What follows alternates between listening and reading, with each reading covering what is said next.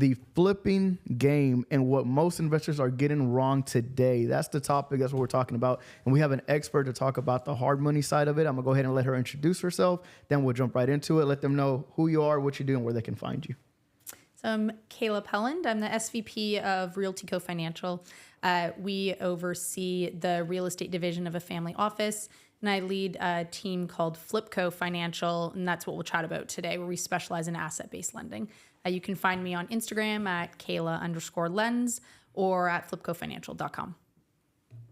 As we've noticed at the beginning of this year, well, probably about maybe 2 years now, the flipping game or flipping houses or just investing in property itself has slightly changed from what everybody was doing 2 to 3 years ago, or it has changed majorly. What are you guys noticing right now that probably some newer investors haven't understood about where the market's at now, or even investors that have been doing it for about 3 years now? What have you seen? Like, what changes do you see in the flipping game? Sure. I mean, I can take a look at that from a very macro level. If anybody's interested in the industry, I'm sure they've seen the headlines that there's so much saturation in markets that historically have performed really, really well for fix and flip investors.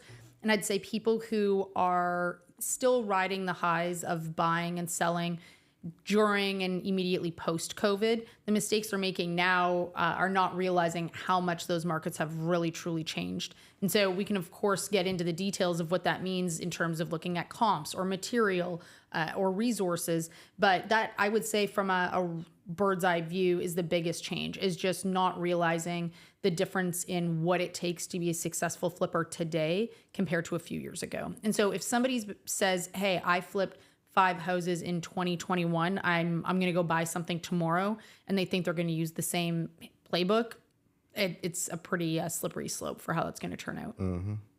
Vic, what are you seeing on your end? I see a lot of people that were flipping previously are struggling a bit. We're talking briefly about how these buy and hold times are getting a lot longer. If you don't budget that time, then it could be very costly for you. I'm still talking to a lot of investors that want to, obviously, to flip and are getting into it. And the number one thing that I tell them is like, hey, you got to prepare to hold, 6 to 9 months. I'm already starting to try and prep them for a year, even though I think that's a little bit of a reach, but I always feel like be overly cautious and, and over prepared. And as we're talking, the pushback I always get is 6 months is it really going to take 6 months? Like, average days on market are 90 days. Like, yeah, I mean, you have houses they'll sell like first day on the market, but you have houses that are on there for 7-8 months. Mm-hmm. I was like, so you got to shoot right in the middle at 6 months bare minimum, and then prepare to have a couple extensions, just anyway. So I'm seeing people trying to digest that information, and sometimes they'll go out and do it on their own and probably fail, or get out there by the skin of their teeth and call me back and be like, bro, that was brutal. I shouldn't have done it. Yeah. I have the same kind of the same thing. We have a guy that remodeled the home, and he's like, oh, I want to, they were trying to fire one of our realtors, and they're like, oh no, she couldn't sell the house, it's been on the market 35 days. I'm like, yeah. I said that's probably gonna be the new norm. I said you should probably start working up a different perform. I don't know who told you that's what it was supposed to be, right? Mm-hmm. And so yeah, I'm seeing a lot of things. I think what's most interesting, and I had a conversation with you, right? We went to go eat, and then also right now this morning we had a conversation, and you're saying a lot of things that I've already been thinking and saying, right? But I guess how to say, you hang around with the wrong people, right? Because everybody's giving you pushback, right? Mm-hmm. And so the thing is that I always like to do what everybody else is not doing, right? Mm-hmm. And so I've been doing my study, my numbers, my everything when it comes to building, flipping, and doing stuff like that. And of course, for me, even though 2019, 2020, all the way until even 2 years ago, a lot of people were doing flips, and you could make some money. I mean, not a whole lot, but you could make money. And so I did my numbers and I did my study, and I saw that right now is the time to flip. Right now is the time to build, right? But everybody's still doing it, which is super strange. Like, people are still excited about it, and that makes me feel uneasy. I'm like, wait, hold on. Why is everybody still excited about flipping? Why does everybody want to flip and build? I said, am I wrong? Are my numbers wrong? Am my study wrong? Like, what do you think? Is right now a good time to flip? Is it right now a good time to build? I think that I'll always be bullish on real estate. Mm-hmm. I mean, I don't think that there's ever a wrong time to be flipping or buying to hold. I think it just all has to do with the buy. And I would say, everybody in this room has certainly heard the saying where you're making your money on the buy side. And that's still very, very true. If you're buying deep enough, you can withstand a long hold or surprises on material or, construction holdbacks. But I would say right now, more than ever, we're also discussing what somebody's exit strategy is. And so in our space, we underwrite the asset first and foremost. That's always the most important part to us.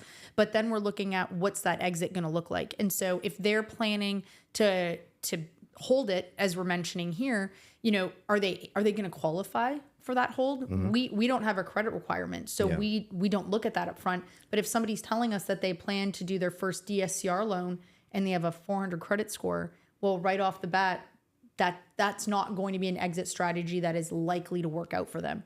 And so we try to get ahead of those conversations now, or if we're seeing that they're really tight on liquidity to begin with, and to your point, they expect they're going to sell in 35 days, and we're looking at days on market and we're saying, friend, you're going to hold this for 90 plus. We're trying to set them up for success up front and saying, you're going to need more liquidity. I realize our requirement is only X, but think about setting yourself up for success when you do have to hold this, because on our end, we're holding this paper the whole way through. So we're really in the thick of it with our investors from A to Z. So when the person that you're dealing with on the sell side is saying, panicking because it's taking 35 days on market, we're likely calling them saying, hey, your maturity date's coming up. Hey, you got to pay again, And so they're kind of stuck in the middle, and whether or not they had bad advice on the front or something surprising came up, there's always a story there. But we're definitely seeing the same thing on the lending end that y'all are seeing on the real estate side. And one thing you said right now, which is something that I'm seeing mainly out of state investors that they're missing, is they set up I'm going to buy in at this price and I'm going to sell. But they're missing like all of the middle part, which you're talking about, like what could go wrong, how long can you hold it for? And I don't think realtors are setting them up for success. And I have one investor of mine who's been doing it for about 15 years now. Prior to me getting into the business, he did it all himself all the time. Every now and again, he'll send me a property and he does all the research on the back end of it and be like, hey, look, this one's getting foreclosed on, or they're halfway done with this one. Now they want to sell it. It's an investor from California. And I'm starting to see a lot of people from out of state. It seems like they're either not getting guided properly or they're coming in way too bullish, thinking that the Texas market is still super hot. Are you guys kind of seeing that too whenever it comes to like out of state investors? And we'll lend to out of state investors. We're here local in Houston. Our office is housed here. But we lend through 16 different states. So it is not uncommon that we will have investors from out of state, California, very common as you're mentioning, trying to borrow here. Florida's another really hot market, and I think even somebody who has 15 years experience and has done really, really well in their specific market, and they think, hey, times are getting tough in Florida, I'm going to go flip something in Ohio. They don't have, you can't use the same playbook there. They've probably gotten comfortable over the years of managing a project where they have all the resources, they know who to call, they know what to do. And then all of a sudden they're quite literally a fish out of water trying to do it in a different state. And so we are seeing, even for us when we're underwriting a deal, if it's an out-of-state investor, if they've never invested out of state, we're a little concerned there. We're asking more questions. So while the asset may qualify, do we feel that the operator is going to be able to get it there? We're asking, who is going to manage your project? Do you plan on going in person? Sometimes they do, sometimes they don't. So we want to make sure that they're thinking of all of that. On the flip side, we're seeing the deals coming in that are halfway through construction, and the backstory is probably similar to what you're hearing as well, that this is somebody who, got in over their head, and more often than not, it like leaves another investor who probably was from out of state or at least couldn't operationally manage the project. But yeah, that's why. You said something interesting earlier when that really makes me respect your company. You mentioned that your whole goal is for the investor to make money on the project so he can continue to do business, right? You don't want to bleed them out or dry them out or those holding costs to get too heavy that they're no longer profitable. They lose their liquidity, kind of lose their fight, and they're not willing to, go forward. And I think that's super important. Like I was telling you, we've done some business with some other, hard money lenders, and my biggest concern or my biggest like pushback to them is like, who is running your numbers? Why, like, where do you take the care, the time, the attention?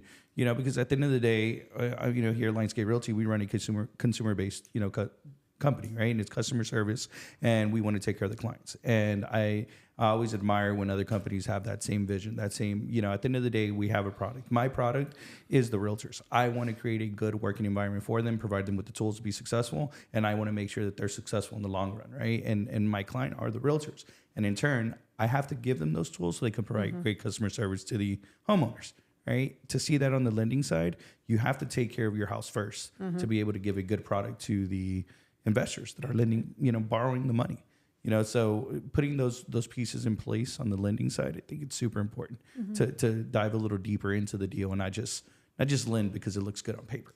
And one of our core values is, and personally my favorite one, is buy investor for investor. And so the majority, especially of our leadership team, has worked in the investment space. We're not a bunch of ex-bankers that decided to get into lending, which is very common in this industry. More often than not, my counterparts that do something similar came from a big box bank and decided to get into alternative lending. And so I think that they lose touch of what it's like to really be that investor who is trying to get that deal across the finish line and get it done in earnest. And like I mentioned to you before, I mean, we rely on repeat business. That's what we want. We don't make any more money. We don't get any further ahead as a company if our borrowers lose out on a deal. If they can get in and get out quickly, efficiently, and make money on it, they're going to take that money and roll it right back into the next loan. And that's what we really strive to do on a day-to-day basis. And do you guys offer like any sort of like educational, things for new investors, or is there like a requirement, like you've had to flip 2 houses or JV'd in a couple projects, or like, are there any requirements like that, or you guys take a hands-on approach? So it's a little bit of both. It really depends on the size of the project. So we'll take a shot on a brand new investor every day of the week. If we don't feel like they're biting off more than they can chew, we'll take things into consideration. Like, have they been a contractor before? So that's common that we'll see that. Have they been involved in JV deals? Are they in the industry in a different regard where maybe they just haven't fully done their own flip? So we'll look at all of that. We try to keep them about sub 70,000 or so on that rehab side, something a little more cosmetic. We don't want them trying to get into a whole new addition to a property if they've never flipped before.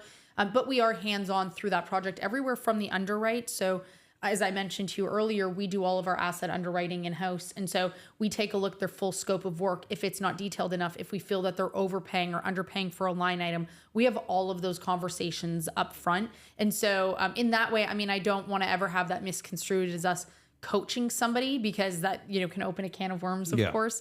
But, again, we're doing all of that with their success in mind. We don't want them to get halfway into the project and realize we let them budget $2,000 for a roof that we knew was going to cost 10. And now they're out of pocket for that because they need the roof. And so we're hands-on in that regard, just trying to set them up for success. And we'll recommend, if we know somebody in that area, whether it be a wholesaler, a realtor, a contractor that we have experience with, we'll try to make those introductions. But again, it's always tricky, right? Trying to introduce other people that are outside of our specific sphere of influence. Yeah, you like to have your control, right, and make sure the quality's there for sure. And I think we do the same thing here for flipping and just to kind of circle back on some of those questions. It's I think in 2014, 2016, in that time is when we had gotten a little active with flipping for us personally. And really quickly, I felt like we were leaving money on the table, not in that exact time, but I just felt that property values were accelerating. Mm-hmm. And I wrote like this whole like blog post on, hey, I have the flipping bug, and I caught the antidote. And the antidote was, the buy and holds. And so I wanted to buy and hold. And I say maybe BRR was around for a long time, right? But I don't feel like it was like a coined phrase, sure. And like it is now. It was like the Burr method or whatever, mm-hmm. And they're running through that. But I was advising a lot of my investors to hold on to their investments, and even then, I think right before COVID, people wanted to like dump their properties, and I was like, hey, hold on for a little bit, mm-hmm. And I think even at that time, right before COVID, at the HUD Home Store, there were still kind of a lot of foreclosures on there. We got to pick up a couple properties on there, and as those things are going, if you have your eye on the market, you know where it's going. Right. So back to Nate's point of saying, you know, we're doing our research and we know where the market's going. You know, some of these people have overbuilt in the wrong neighborhoods and have put in really expensive things in the areas that like just don't call for it. We come from a builder background. We know that a builder, even though has the same brand, has a different product in different neighborhoods. And those are things that you need to consider when you're building out those neighborhoods. It's not all just aesthetics and it's not over construction. Sometimes the area just calls for a certain level of product and that's okay. There's no feelings. It's no emotion. It's just what the neighborhood calls for. You know, and I think that's where a lot of people kind of lose when they let their feelings get involved, or they want to have like this battle cry and say, oh, I want to build the biggest, baddest, best house in this area, but it might not be the right area for it. Right. I think it's to me, I don't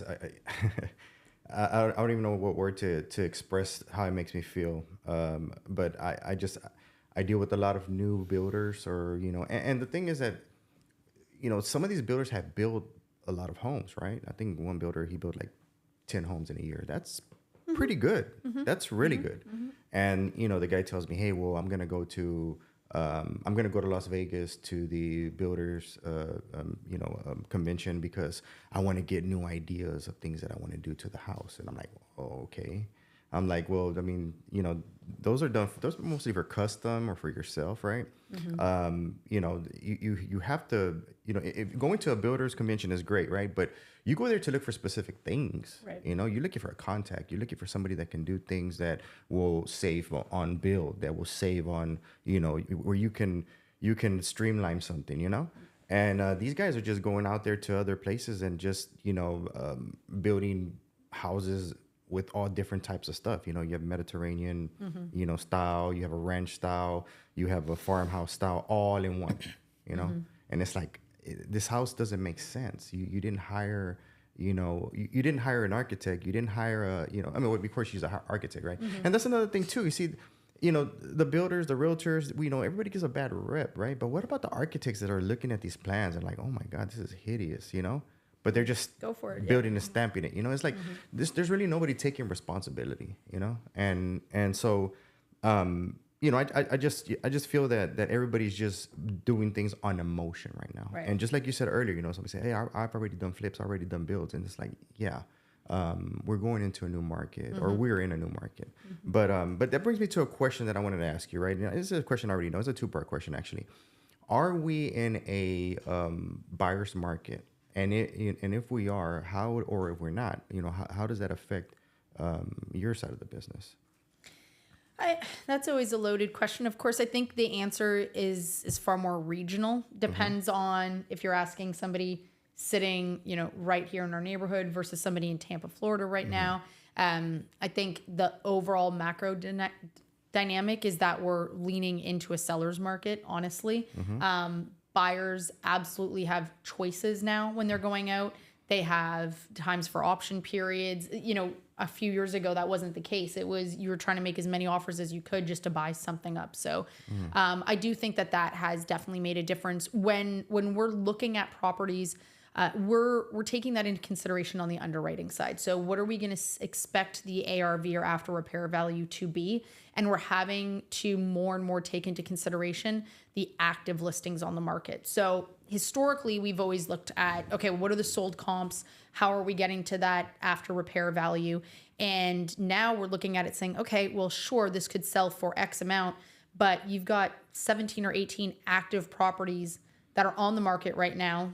They're not selling. This is going to cause a depreciation in value. Some of those sellers are going to continue to price cut until someone buys.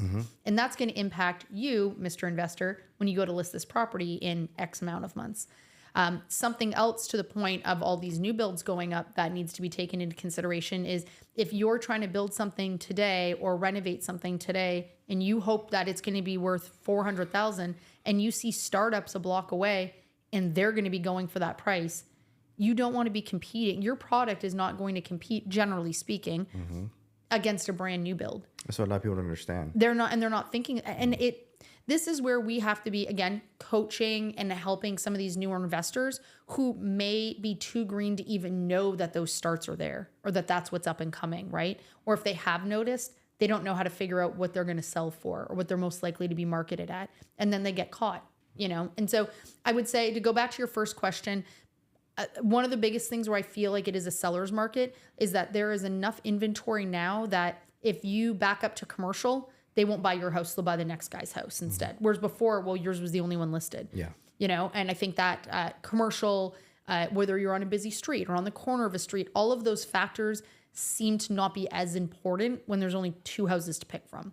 And now you have the power of choice. Now, because you keep talking about coaching, right? That you guys coach. A lot of these people come in with realtors. What do you say, or what's your opinion on the investor that has 5 realtors that are 4 realtors that help them out versus the investor that partners up with that one realtor that helps them throughout the whole process? What do you recommend? Or Oh, God. What's your opinion? I have a strong opinion on that one. I wanna hear it. I think that an investor is a very specific type of buyer and seller. And partnering with a realtor who understands what an investor's needs are is absolutely critical to their success. There's a handful of really important players that an investor needs, and having a realtor who understands the market and is invested in that investor's success, they have to look at it from the same perspective that the lender does, right? We might throw quotes out all day and underwrite deals, and we're putting in a lot of work up front, and it might take a while before you actually close something and we all get paid, right? The same way you're running around showing houses one day and you don't know if something's going to stick or not.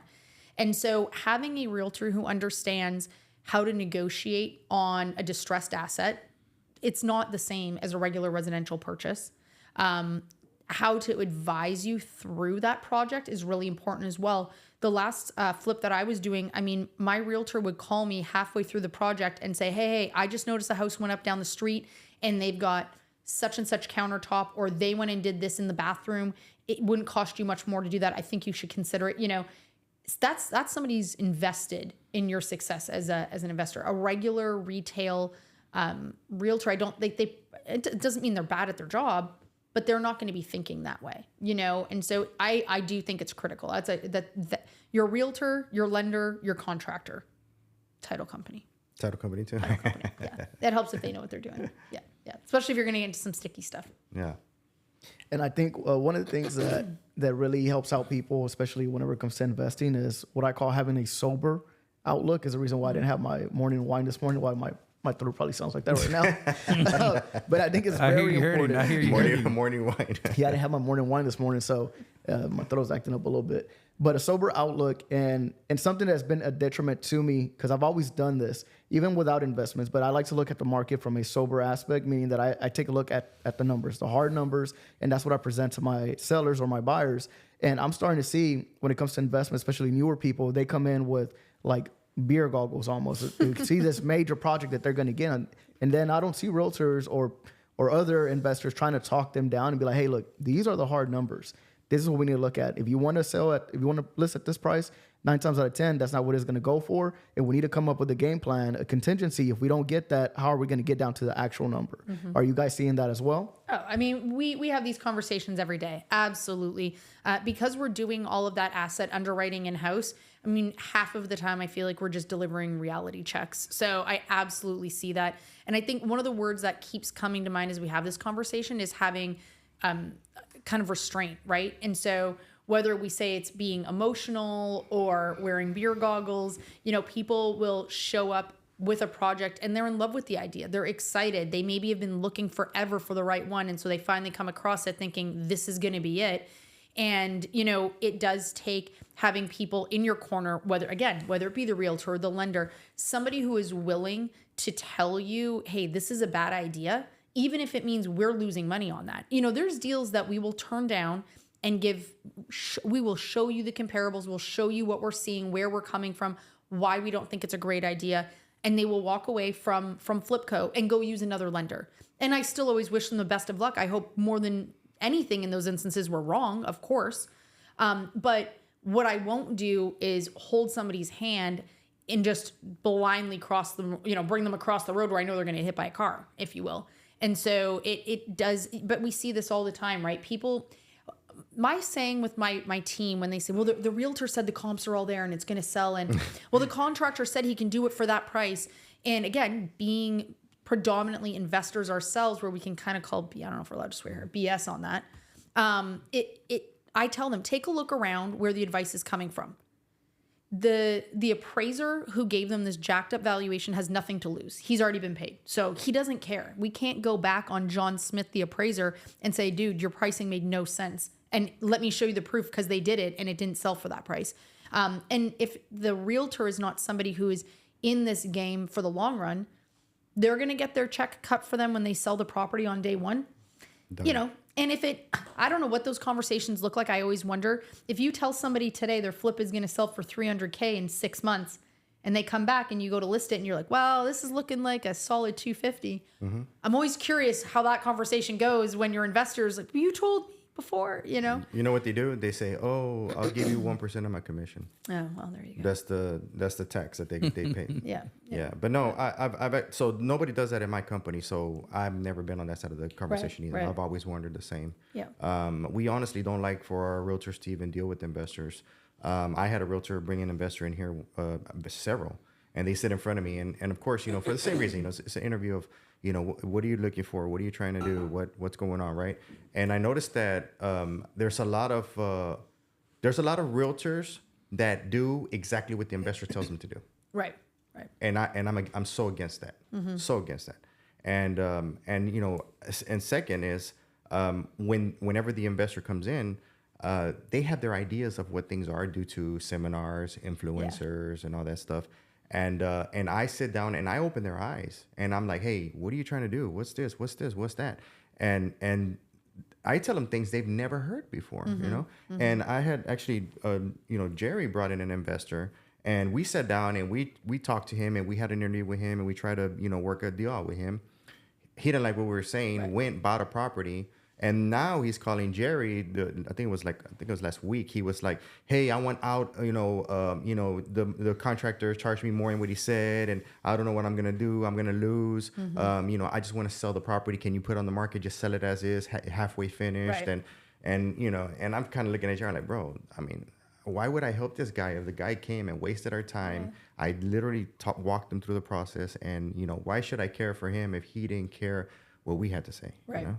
And then we also have you know, I had another investor come in trying to buy property, and you know, he's like, I said, well, you know, what are you looking for? Like, where? He goes, well, the comps are this and this and this and this and that. And I'm like, well, where did you get those comps from?